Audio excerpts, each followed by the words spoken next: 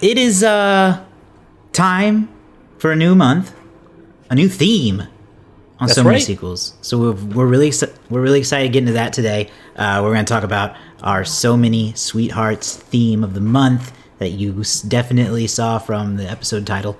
So we're getting into our picks today. So that's what the show's going to be about. But obviously we have to talk about other fun stuff before then to entice you to stick around. So let's go ahead and start with just this idea and why we decided to come back to it. I feel like because we didn't do it last year. We decided February would be Brendan Fraser-ary. But the year What a before great year, that, yeah. right? Is that what we decided? It was the year before that we did a rom-com month. And we got some flack for that. We got some very good critical feedback, one could say. One could Yes. say. And From ourselves, really. Yeah. Are we really here to redeem ourselves? Is that what we're doing here?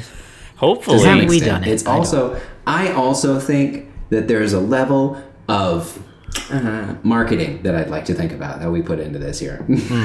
Well, I can tell you this. I'm looking to yes. redeem myself because last time we did, it was not yet known as So Many Sweethearts, but before we did it last time, I went Ghosts of Girlfriends Past, and it was met with much booze and tomatoes. So I have a big classic that you'll hear about in just a little bit. That's right. But we're doing a spectrum this time. It's not just rom-com month. Like we said, it's called So Many Sweethearts, and that can be anything that's sweetheart. It doesn't have to just be Valentine-y. We got a couple dramas in this batch. We got a classic in this batch. Some are more like weird and sci-fi like almost, and I don't know. We're not just doing strictly rom-coms this time. That's all I can say. I can tell you this. Last time we really tried to subvert ourselves, and we over-subverted. But we're going to try to really stick with the idea this time. A little bit closer. So, David, you talked about your last pick a little bit. I did. Do we want to talk about which ones we picked? I can. Yeah. Mine was What If, and Yours mine was a little indie rom-com with Daniel Radcliffe and Zoe. Oh, I don't remember her last name. So I can look it up for you. She's a very good actress. Yeah, thank you. If you can. And Zoe. Zoe Kazan. Yeah. And it's indie, it's darling, it's weird, it's quirky, and I it's just one that I don't think anybody had ever heard of ever. Yeah. And it was, it wasn't a bad movie, but it was very indie, niche, and that's fine. Yeah. In fact, yours was probably one of the better in terms of actually leaning towards the genre that we were aiming for of rom-coms. In the strictest sense, Sure. Mine was also very rom-com, but a very panned rom-com, which is I hoped would allow for some fun stuff. Andrew Nichols, disgraced host, who we usually try not to talk about, his pick was Pretty Woman, and it led to some very funny conversations. I thought it was the audience pick. I was like, well, at least the audience came through. I couldn't remember either who picked it. It was Andrew, and one of the reasons he picked it was because he told us he went on a Hollywood tour when he was like 11, and they kept pointing out Pretty Woman landmarks, and he didn't get it. So he decided 40 years later that he was not 40. He decided many years later he was finally going to watch Pretty Woman. He used our podcast and his excuse to fill that blind spot. Well, hey, Pretty Woman's a great pick. I think we can stand by that. Yeah. It was. And that was I the one, honestly, yeah. I stand by my pick, despite it being off the beaten path. I went with I Love You Man as a bromcom instead of a rom-com. And that is valid. All the tropes. It fit all the tropes. We liked it. It's not a critically panned movie. I think people liked it all right. I think it wasn't so. like beloved. A slap at the bass. Slap at the base. All that stuff. I stand by it. I don't remember if there were criticisms of that pick or not, but 3.3 on Letterboxd. Well, it was just intentionally subverting the idea, because it was like, True. hey, we're gonna do rom-coms, and then we pick like a really poorly reviewed rom-com. We pick a kind of underground rom-com. We pick a singular classic, and then we have like, hey, what if we took the rom-com and turned it on its head with two bros? We refused to take the main road. We were trying to be clever, and it worked and it didn't work. So like, right. It was, I'm not over I don't want to over destroy our picks, but listen, it was a fun time. We've been doing the show for 7 damn years. We're going to have some swings and we're going to have some misses, I'll tell you what. That's true. We did, Brendan Fraser wasn't all it's cracked up to be either. Whoa. That took a long time. Whoa. We better watch it with that one. Well, I was just saying. In a bad way. I was just saying, we watched Bedazzled. That's true. That would took fit a long time. That fit into So Many Sweethearts as well. Some other romance films we've done in the past. We just last year we did Titanic. There was true. Pixar's Elemental that we reviewed last year. I think you could also include The American President, which we did for President's Day a few years back. That was fun. That's a romance, yeah. Love Actually, I think, would fit into, it's a Christmas time, but still fits. And then I would add Brendan Fraser's Blast from the Past as well that we did last year. Mm-hmm. Truly, I agree. But another thing I wanted to mention and see if you guys agree with this is it seems kind of like maybe the rom-com could be coming back in a small way. Mm-hmm. There are signs of life in the rom-com lately, I think. I was just reading today that that movie out now, Anyone But You, with Glenn Powell and Sydney Sweeney, just crossed $100 million worldwide and is the highest grossing rom-com now since Bridget Jones's Whichever One came out in 2016. Wow, yeah. I didn't know people were going to see that movie at all. Yeah. I've heard 0 human beings speak about it. Yeah. I didn't know that it existed outside the realm of it is in theaters, so that's exciting, I guess. Yeah, I saw it. Oh, you did? I will add, and it is perfectly adequate. Yeah, okay. It's all I can say. I like those people. I like Sydney and I like Lynn. So. Right, it's fun. They seem it plays on tropes. They seem like good-looking people. Well, it's another classic. I was just you were going right into it. I was going to say it's based loosely on a Shakespeare piece. Go ahead. No, I was just going to say loosely based on Much Ado About Nothing, Much Ado About Nothing, yeah, which many great rom-com films are loose adaptations of classic Shakespeare works. So, and it was, let me tell you, there's a lot of that in it. Lots of, I think their names, hang on, I'm pretty sure their names were even the same names as they are in Much Ado. Oh, sure enough. Yeah, looking at the cast list Ben, now. There's Claudia, a lot of Shakespeare references that are obvious in it too. So, but people are liking it. So there's that. Jennifer Lawrence starred in a rom-com earlier last year. No Hard Feelings. Just forgot what it was called. No Hard Feelings. It did pretty well at the box office as a rom-com, and I don't know. I think it's possible. We'll have to see, because the rom-com is such a financially easy, I think, from what I understand. They make the money genre. It's like a horror film, but not as sad, or not as grotesque. All right. Well, let's go ahead and switch gears here. All right, let's get into our picks for the month. The rules are simple. Each one of us, as hosts of the show, have chosen a movie that fits within the So Many Sweethearts theme. And there will also be a fan pick that obviously we don't know yet. But we'll tell you how you're going to tell us what to watch later on. But first, let's go ahead and get into our first movie of the month. But not the first one we're going to review. Just the first one we're going to tell you about. And it's a pretty big classic. This is David's pick. So, David, why don't you tell us what this movie is and why you decided to watch it this year? Well, one of the reasons I'll tell you I decided to pick it was because of my last pick was so disliked, and I wanted something that is considered to be a standard bearer of the rom-com genre, and that is When Harry Met Sally. Now, some of you may be already groaning because you're like, wow, what a basic pick, but we haven't done it, so we're going to watch it. And I have seen the movie before. It's a great film. Directed by Rob Reiner, starring Billy Crystal. Meg Ryan. Carrie Fisher's also in this movie, so it's got a little bit of a Star Wars connection there, which is fun. It is, widely considered to be one of the best romantic comedies there is. And to this, but even, controversially so, because even like some of the cast members, Rob Reiner, they don't even consider it a rom-com. They consider it something else. I don't know what. It's a very Trump-esque delivery there. They consider it many things. I don't know what. People are saying it's not a rom-com. People are saying it's not a rom-com. But I say it is. Some say it's a horror movie. Some say it's a drama.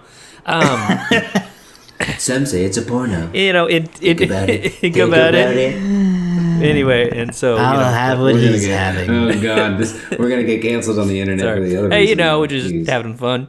In 2022, it was admitted into the National Film Registry, which means that it's culturally, historically, or aesthetically significant. So wanted to do this one so that we really had hey, you can't say we haven't done one of the big ones. So there we go. All right, I'm excited about it. I mean, I've seen When Harry Met Sally. I've seen it many times, I think. Not to the point where I would consider myself like, oh my God, I could quote it. But I've seen it several times over the years, and it is always a fun rewatch. So I'm excited to dig into it and kind of think about it from the perspective of this show and what we do here. But I fully expect to enjoy it. I mean, first of all, Billy Crystal and Meg Ryan. The end. I love the movie right there. So I can't wait. What about you, Gary? I have never seen it. Never seen it. Great. Never seen it. Great. First time watch. Yep. Love the perspective. I don't know how much else to say it. I have a very shallow bucket, which I can draw from when it comes to rom-coms that I've seen, especially when it comes to rom-coms that I've seen that other people know exist. I have seen the ones that no one knows. So all of these will probably be first-time watches for me. That makes sense. Fair enough. Well, I think you're gonna enjoy it. But it is one of those where I know so much about it as far as like pieces, right? I don't necessarily know the whole story, but I know moments that have become pop culture icons. I am looking forward to putting all the pieces together and seeing this movie that people say is wonderful. It's true. It's an iconic. It's got obviously there's the "I'll have what she's having" scene. There's the big. I think the big moment at the end is played often in TV shows. You'll see Billy Crystal's big speech at New Year's Eve or whatever it is. So the fun thing about it, and Garrett, you'll pick up on this quick, is, and I won't spoil it for you, so it's a little different, but there's an interesting narrative device that they use in the movie, right? The movie's not just like A to B. There's a little bit of a interesting storytelling device that they'll use. And I'll just leave it at that. Josh, I think you know what I'm talking about. It actually makes the movie even more endearing than if that was just, I think, straightforward. So get into that after it happens, but we won't be leading off with that one. We're gonna save it. So you gotta stick with us. You gotta subscribe if you want to see us talk about When Harry Met Sally. Yes, you gotta subscribe, which you can do in your podcasting app of choice and on our YouTube channel. Just search So Many Sequels in that YouTube app. You can subscribe there, help us get that number up. David, what's your goal now? Well, we just hit 110. Hit 110, which is exciting. I was just checking the numbers.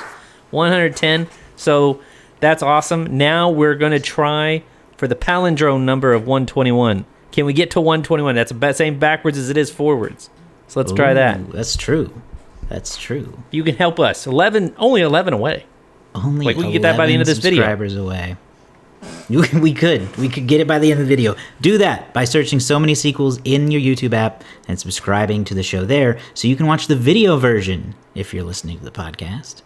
All right, let's get into the next movie pick, which is going to be mine. I decided to go not in the direction of a classic, but in the direction of a movie that is was very well revered at the time. I don't really know how it stands now. That's kind of why I picked it in a way. But it's a little off the beaten path in terms of romances. I decided that we're going to review the 2013 movie Her, starring Joaquin Phoenix as a bit of a lonely man who is living in a slightly more futuristic society than the one we have currently, but still not too hard to imagine becoming real someday, where he essentially falls in love with a virtual assistant, an Alexa or Siri style virtual assistant, who is voiced by Scarlett Johansson in the movie. So who can blame him for falling in love with her voice, I guess. But we're gonna watch that. We're gonna take a look at this idea of a man falling in love with a computer in today's world, where we are seeing headlines all the time about AI dating apps and people having relationships with artificial intelligence to varying results. I think it'll be very interesting to explore. And I'm scared of it. Yeah, I think it's interesting. Yeah, I've never seen it, so it'll be a first-time watch for me. I didn't want to watch it at the time because it felt like, I don't know, I didn't want to go down that route because I was afraid. Sometimes I see movies and I go, man, why do you put that out there? People don't need to see this in the mass media. They'll get ideas and they'll do it. Yeah. And now here we are. So like, what'd you do? See, This is where we're at, and I don't like it. But I listened to another podcast called Hard Fork, and that is one of the guys who initially had an interaction with, was it Chat? Yes, when Kevin Roos fell in love with Microsoft Bing. Or rather, vice versa. Yeah, and so you have the robot voice falling in love with him. But then you also have Meta trying to integrate AI personalities into their content. You know, this is a thing where people are trying to personify AI in a way that is very weird. Not weird, but like, you know, it can lead to dangerous things, I think. Mm-hmm. So I think it'll be interesting to see how this movie, 10 years ago now? 11. Yeah, looks at things versus how it is now. Yeah, and it was nominated, I believe, for Best Picture that year. I think it was nominated for 5 Academy Awards, and it won Best Original Screenplay. Okay, and I think it won some other screenplay awards at the Globes and at the BAFTAs and things like that. So, it is one of those things, very eerie. Have you guys? I'll try to send it to you if you haven't. Well, Garrett, I know won't have, but there's a guy who is using a Chat GPT voice synthesizer thing, and it sounds a lot like Scarlett Johansson, and he keeps trying to catch Scarlett Johansson in the act of being this thing. Like, he keeps saying, so how did you feel about your role in Avengers Age of Ultron? And she's like, I am not Scarlett Johansson, or something like that. It's a very funny little series. But anyway, I'll show it to you guys later. But yeah, this stuff is becoming very, very real very quickly. So maybe not to the extent we'll see in her, but give it time. I mean, they already made those Ready Player One goggles, so we'll see how far along we get here in the next 10 years. My well is relatively dry, right? So this is one that I've only seen once, and it's one that I've only seen recently. It is 2000's Return to Me, directed by Bonnie Hunt and starring David Duchovny, Minnie Driver, Carol O'Connor. Bonnie Hunt is in there. David Alan Grier is in there. It's got a really solid cast. And again, so here's the context for this movie. I was sick with COVID with my girlfriend, and we were out of our minds watching movie after movie after movie because we had nothing else to do. And it was the holiday season, so we were watching Christmas movie after Christmas movie. And I turned on Last Christmas, the very sad movie, which centers around Wham. And so we watched it, and then Kat was like, oh, this guy's kind of like Return to Me. And I was like, I don't know what you're talking about. She's like, you don't know what you're talking about? So we put on this movie. And it is very sad and tragic. It is essentially a man, this is like right out the gate. So his wife dies, and then his heart transplants, and then, fate from there. It's very, it's a very touching, heartwarming, but what I like about the most is the old male characters that they write into this movie. They are just brilliant. Interesting. Yeah, I mean, it sounds like a more traditional rom-com, but kind of one that's a little bit forgotten because looks like it came out in the year 2000. I've never seen it, but I've never heard of it. Yeah, I've never heard of. I mean, yeah. So I'm actually looking forward to it.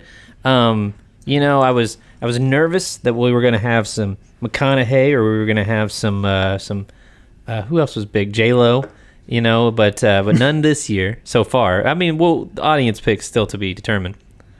Right.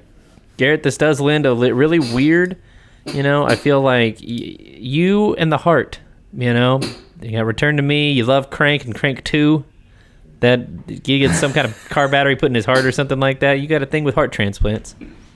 I don't know about that. It's just heartwarming. What do you think, Josh? What are you looking forward to it? I am. I'm just trying to brush up on it a little bit. Because first of all, I was immediately taken that this was co-written and directed by Bonnie Hunt, and this is apparently the only movie she's ever directed. So I find that very interesting, and I wonder why that is, and I wonder, I just have a lot of thoughts. I have questions. I'm curious. I don't know what her directing style is like because she's only done the one thing ever, at least as a film. So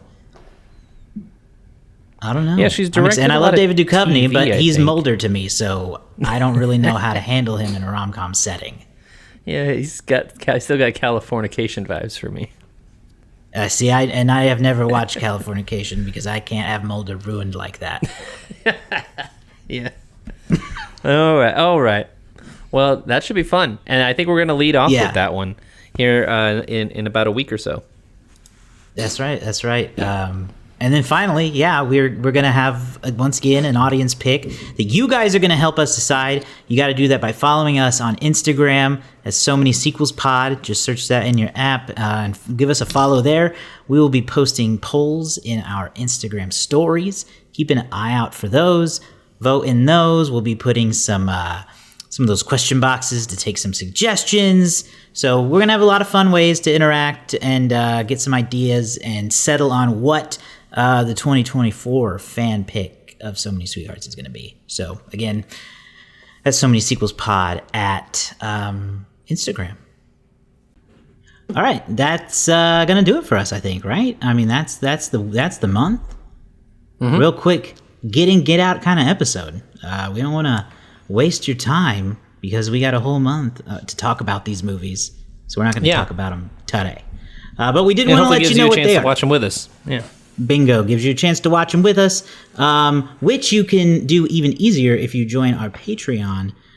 So Many Sequels at Patreon. You can get Discord access. We've got a Discord set up where we've got a bunch of cool people there, including us, where we talk about movies and TV shows, and we play movie trivia games, talk about new posters, new trailers, all kinds of fun stuff there. So go do that, patreon.com, search for So Many Sequels, and support the show there if you really love us, which we hope you do if you're listening. But that's going to do it for us this week. We will be back next week again with, Return to Me, right? That's what we decided. Return to Me. Return to us when we record Return to Me. Boy, there's a lot of R's in that sentence. You'll have to return to us to return to me. And then we'll also have her and When Harry Met Sally throughout the month before we wrap up with our fan pick that you're going to help us out with by following us on social media, on Instagram at So Many Sequels Pod. You can get a link to our socials at SoManySequels.com, as well as all of our past episodes are listed there. And our other social accounts, Facebook, Instagram, Threads, TikTok. Go find us on all those and follow us there. And we'll be back next time to kick off officially So Many Sweethearts 2024. So get ready.